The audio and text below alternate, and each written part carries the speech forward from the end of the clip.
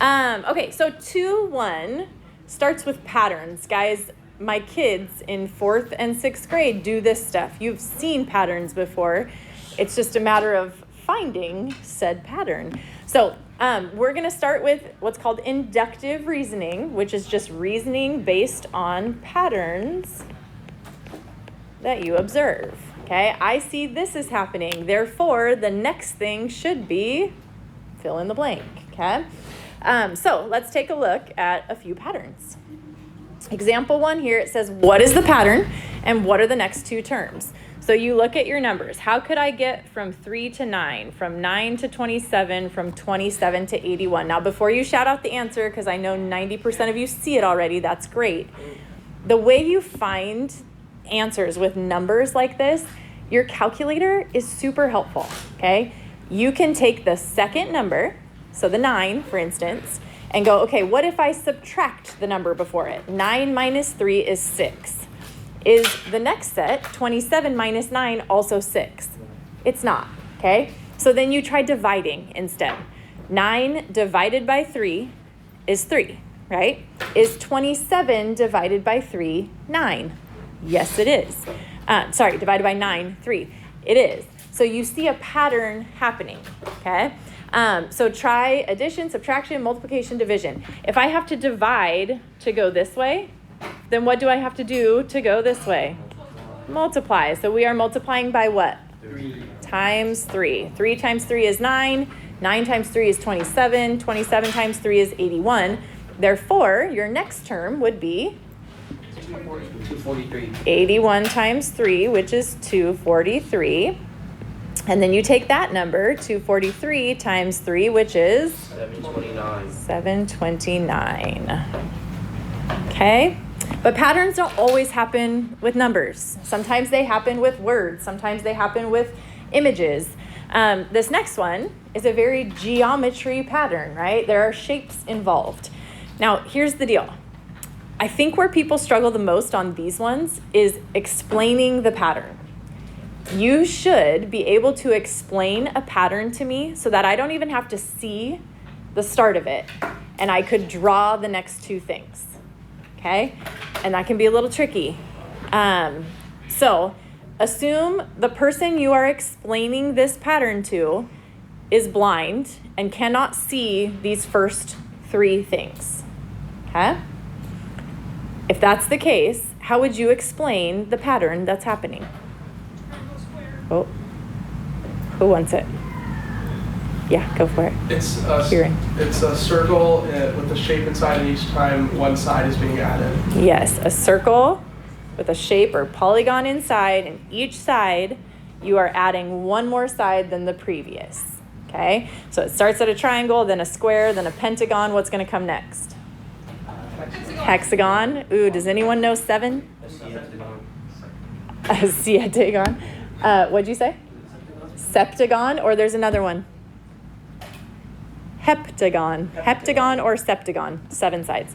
Okay, so I would say it's a circle with a polygon inside with one more side than the previous term. Okay, now technically a blind person wouldn't know completely what this is because we didn't tell them we already have 3 terms and we didn't tell them we started at a triangle. But my point is be specific, right? Be very specific in your explanation. So your next 2 terms, this does not have to be perfect, but give it your best shot. A hexagon inside might look something like that. Sorry, that's a wonky hexagon. A septagon inside, 1, 2, 3, 4, 5, 6, 7.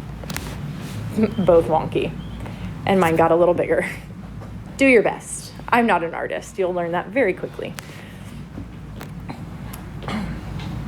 Okay, so with patterns, with reasoning, sometimes you have to make a conjecture, and that's a very sciencey word. You've probably learned it in your science class before.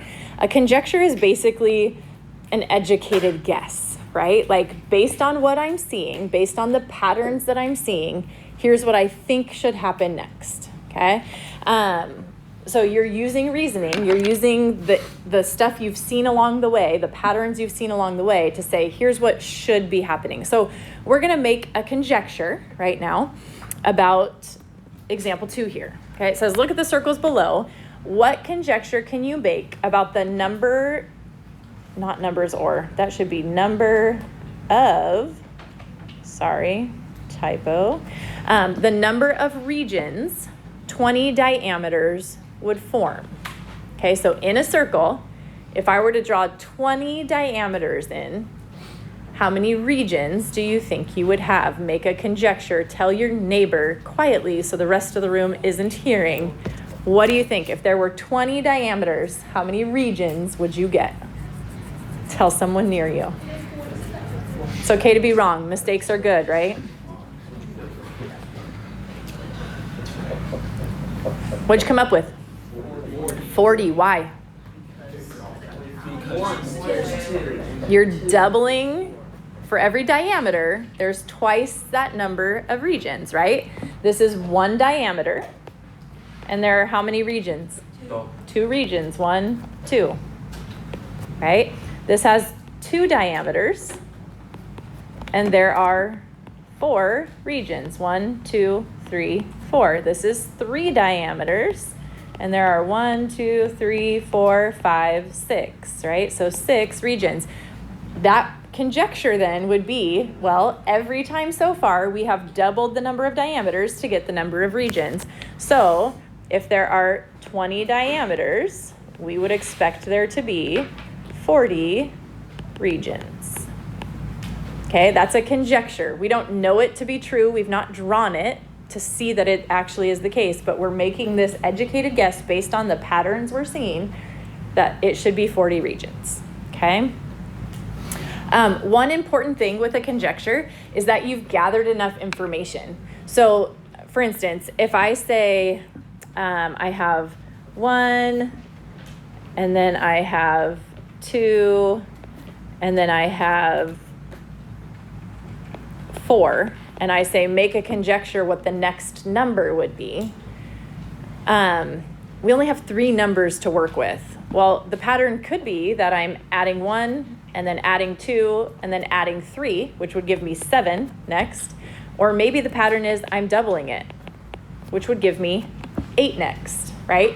So you want to make sure you have plenty of information to start before you make that conjecture. Okay, so let's get some information for this next one and see what we get. Example 3, it says, what would the sum, make a conjecture, the sum of the first 30 even numbers. What would the sum be for the first 30 even numbers? So let's think about this, the number of terms. If I have 1 even number, what's the sum? 30. The first even number? 2, right? Okay. If I have 2 even numbers, what's the sum? 6, right? That's 2 plus 4. What? Can you explain how to get? Yeah, so if I have the number of terms is like how many of those things do we have? We're talking about even numbers right now. So if I have 1 even number, right, the first even number is 2. So the sum of 2 is 2, right? It's just a 2, nothing added to it. The first 2 even numbers are 2 and 4. Their sum is 6, right? So the first 3 even numbers, 2 plus 4 plus 6 would be what? 12. Okay. The first 4 even numbers, 2 plus 4 plus 6 plus 8 is 20. Okay, so we have some data. The idea is, how do I get to the sum of the first 30 even numbers without having to go 2 plus 4 plus 6 plus 8 plus 10 plus 12 all the way up to 30 numbers? That would take forever. It would be really annoying, okay? So let's make a conjecture. Let's figure out how could we get there. Do you see a pattern happening? So 1 gets me a sum of 2, 2 gets me a sum of 6, 3 gets me a sum of 12, 4 gets me a sum of 20, 5, if you wanted to do another, gives me what? 30. 30. Does anyone see a pattern there? Yes. What? Whatever the next even number is. Oh, never mind. Adenius. So each time, like this new column, it's times the next letter up. Times the next term. Yeah, the number of terms, right? 1 times 2 is 2. 2 times 3 is 6. 3 times 4 is 12. 4 times 5 is 20. Okay, so now let's think about this in general form, not in specific number form. If I'm doing the numbers times the next number each time, and I want to know for 30 even numbers, what 2 numbers am I multiplying? 30. Ooh, 29 or 30? 30.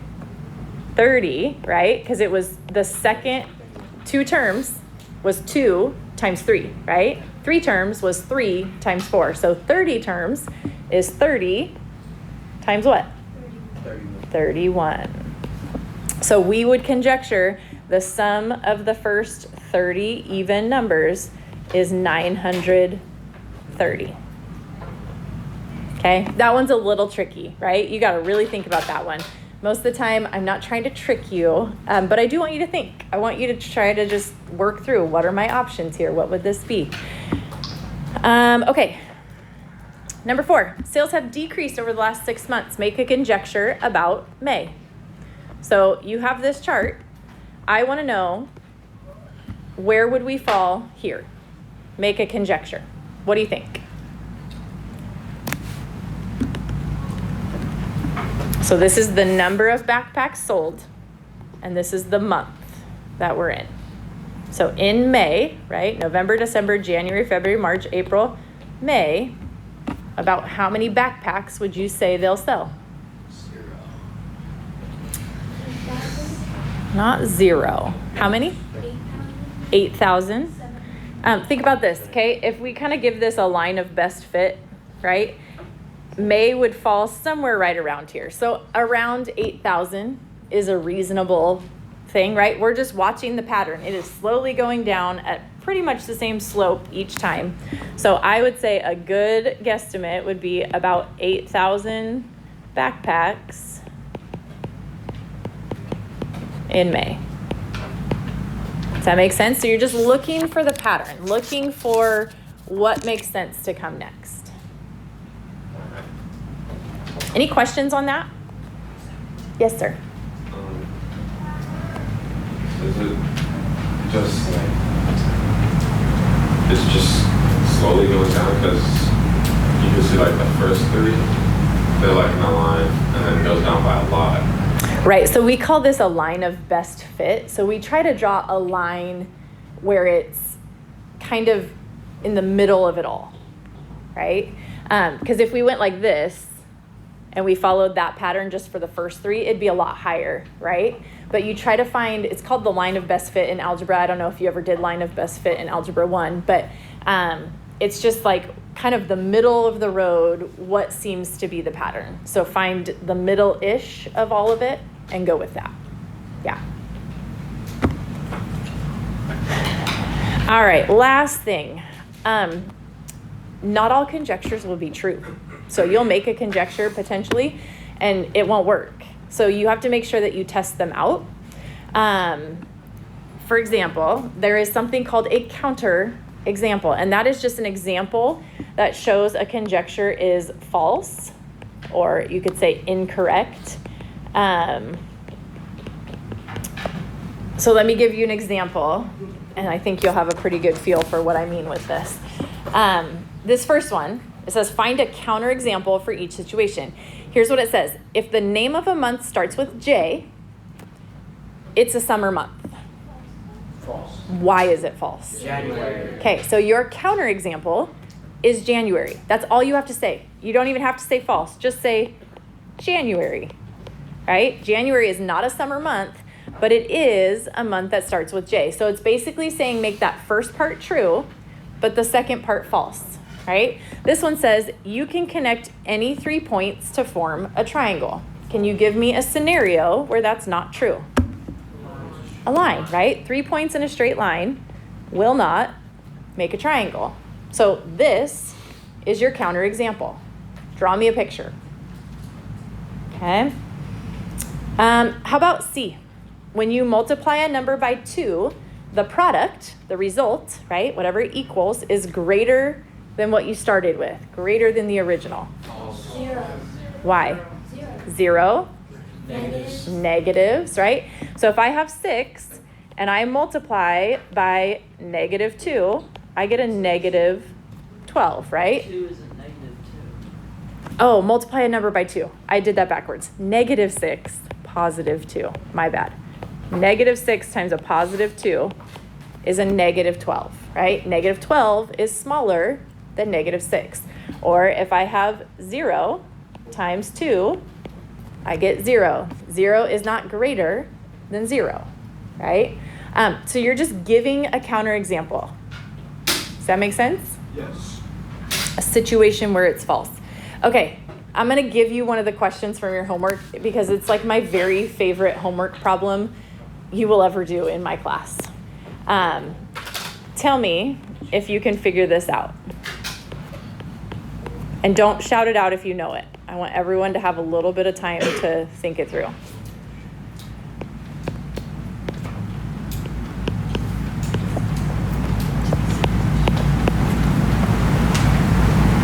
Can you find the pattern there?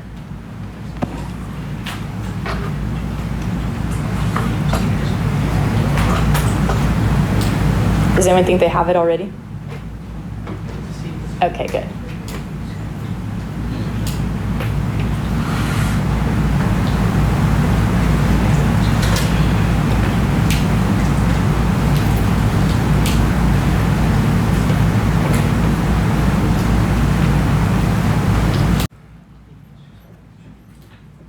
Do you want a little more time or do you want to know? All right, Nathan's got it. Let's hear it. Okay, so each number starts with a certain letter. 1 starts with an O, 2 starts with a T, 3 starts with a T, 4 starts with an F, 5 starts with an F, and so on and so on. So what are the next two terms? 9, 10. Not 9 and 10. N, T. Isn't that fantastic? Do you love math? Look, it gives me chills. I am that big of a math nerd. It gives me chills.